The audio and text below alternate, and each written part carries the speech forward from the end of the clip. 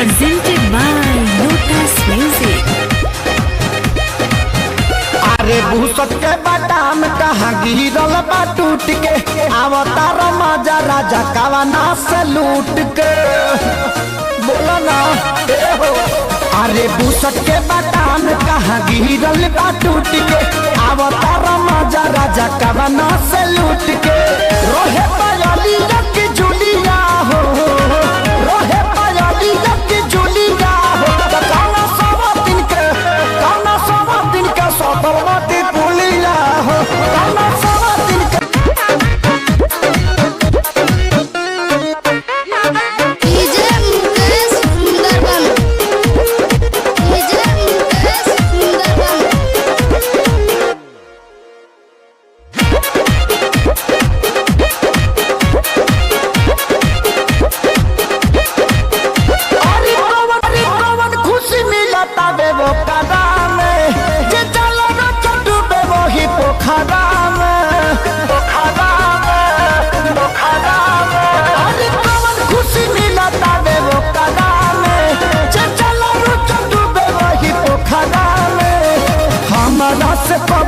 स्वाद लेला हो